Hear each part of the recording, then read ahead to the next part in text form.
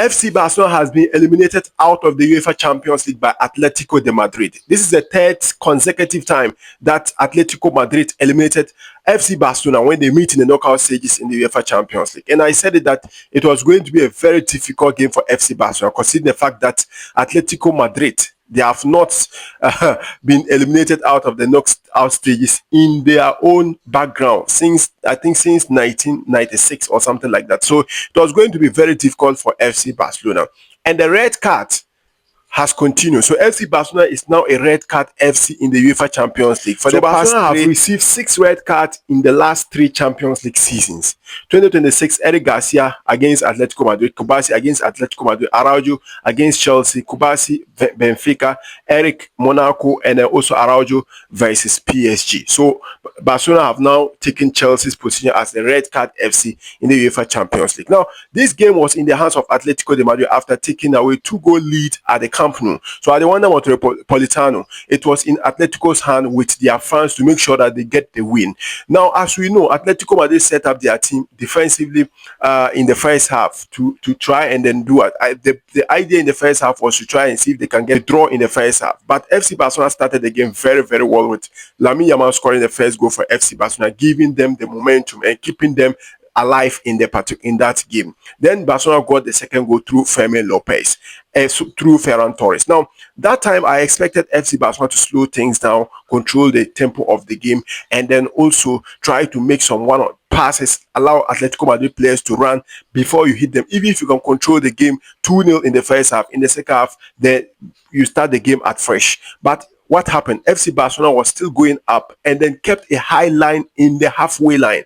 And Atletico Madrid, as they know how to exploit Barcelona's high line, one pass from Llorente and it has broken the high line of FC Barcelona. Llorente scored it to Ademola Lookman to give Atletico Madrid the one consolation goal, and that was what Atletico Madrid needed in the first half.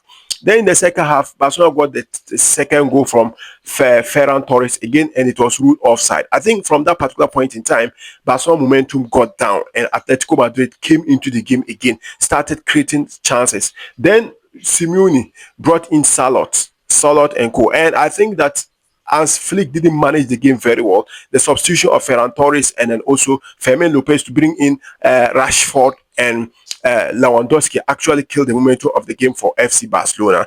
Then Salot got a very good counter-attack.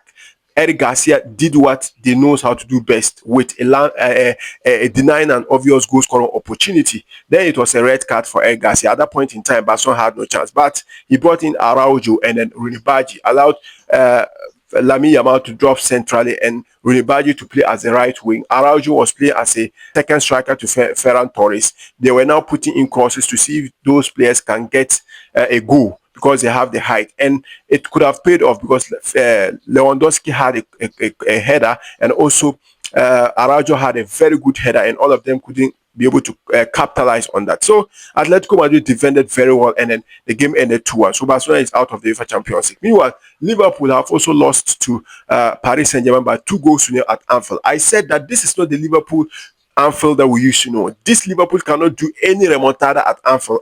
It was just a walk in the past. Like, I was like, Kai, if you are thinking that Liverpool will be able to do a comeback at Anfield against this PSG team, then you are fooling yourself. And that happened. The first half was 0-0.